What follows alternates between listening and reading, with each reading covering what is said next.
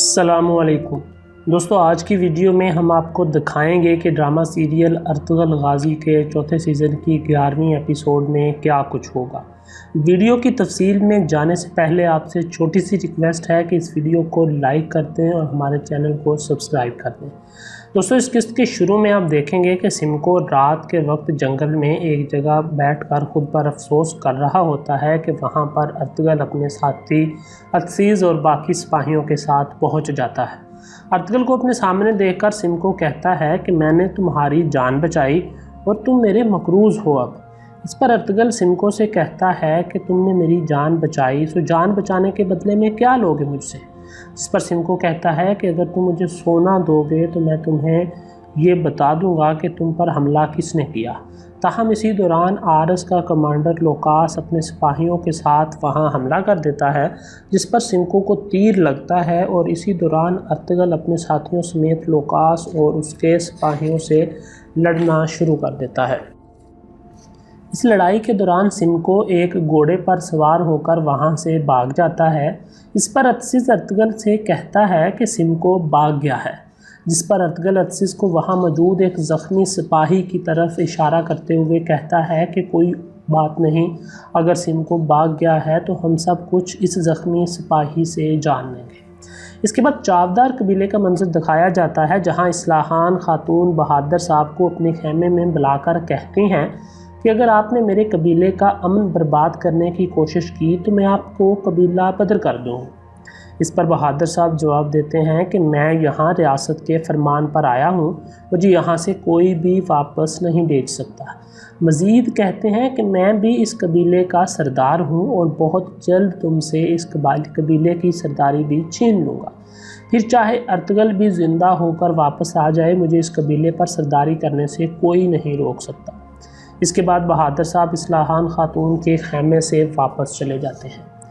इसके बाद आप देखेंगे कि अर्तुगरुल अज़ीज़ और साथियों के साथ बैठकर खाना खा रहा होता है कि इस दौरान सिपाही को होश आ जाता है, जिस पर अर्तुगरुल उसे कहता है कि नौजवान आओ हमारे साथ खाना खा लो, इसके बाद मैंने तुमसे बहुत कुछ पूछना है।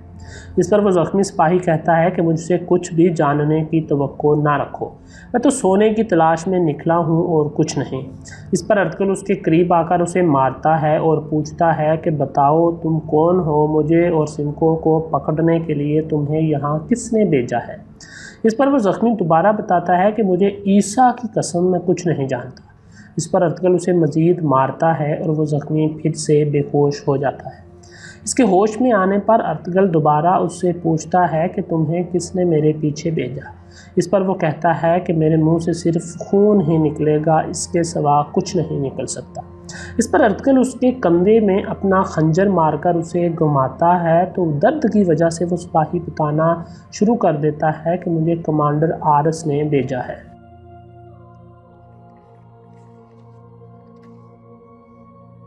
इसके बाद वो मज़ीद कहता है कि आरस तुम सब पर कहर बनकर टूटेगा।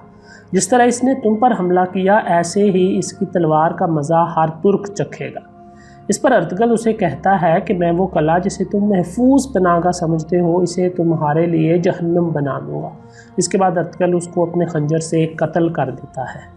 इसके बाद काई कबीले का मंजर दिखाया जाता है, जहां नए सरदार के लिए जिरगा हो रहा होता है।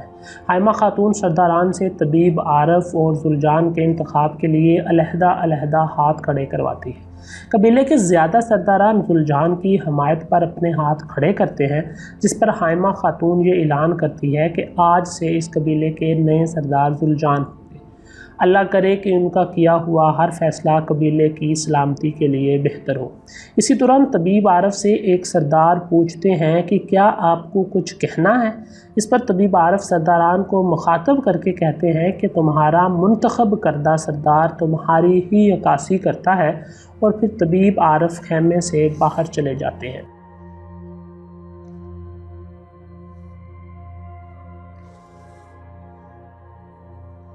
तबीब आरफ के जाने के बाद हाइमा खातून सरदारी की अलामात मंगवाती हैं। सिपाही अब्दुर्रहमान सरदारी की अलामात लेकर आते हैं और फिर हाइमा खातून अपने हाथों से वो अलामात जुलजान के हवाले करती हैं, जिस पर जुलजान उनका शुक्रिया अदा करते हैं। इसके बाद जुल्जान को सब सरदारान दोबारा सरदार मुंतखब होने पर मुबारकबाद पेश करते नज़र आते हैं। इसके बाद जुल्जान सरदारान को अपनी सरदारी बाड़े से एक एक बेट देने का ऐलान करते हैं, जिस पर सरदारान उसका शुक्रिया अदा करते हैं।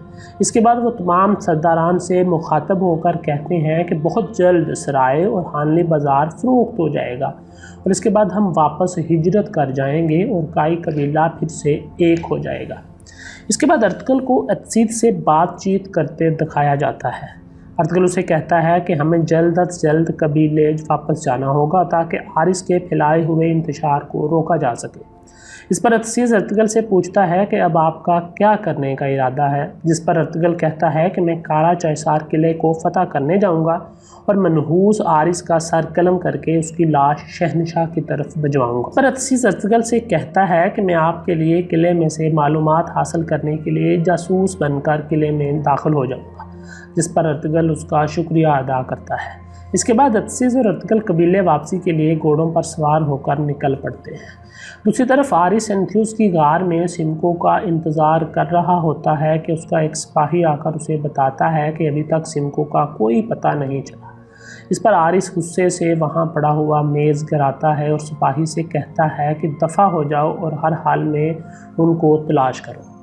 दोस्तों, इसके बाद चावदार कबीले का मंजर दिखाया जाता है, जहां बहादुर साहब सरदारान को इकट्ठा करके उनको बता रहे होते हैं कि बहुत जल्द वो हानली बाज़ार ख़रीद कर चावदार कबीले को सबसे ताकतवर कबीला बना देंगे।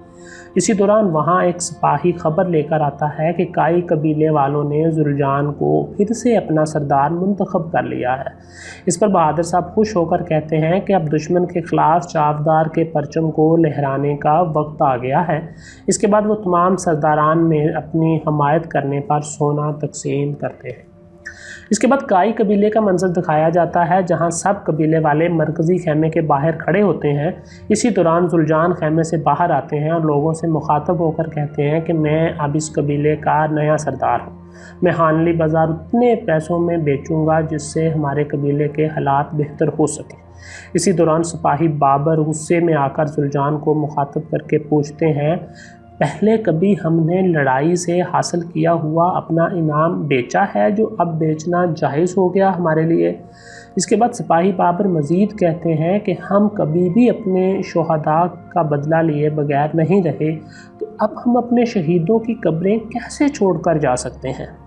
इस पर जुल्जान सिपाही बाबर से कहते हैं कि अपनी हद पार मत करो, हम किसी जगह नहीं भाग रहे हैं। इस पर सिपाही नूरगुल आगे बढ़कर कहते हैं कि सरदार फिर हिजरत की इतनी जल्दी क्यों की जा रही है, क्या हम अपने भाई अर्तुगरुल भाई का बदला नहीं लेंगे।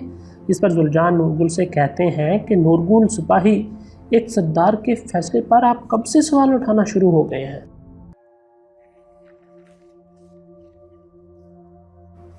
इस पर सिपाही नूरगुल कहता है कि सरदारी आपका हक है और हम अपनी रवायात के आगे सर झुकाते हैं, मगर हम अपने शहीदों को छोड़कर नहीं जा सकते और ख़ास तौर पर जब तक हम शहीद अर्तुगरुल भाई का बदला ना ले लें हम कहीं नहीं जाएंगे।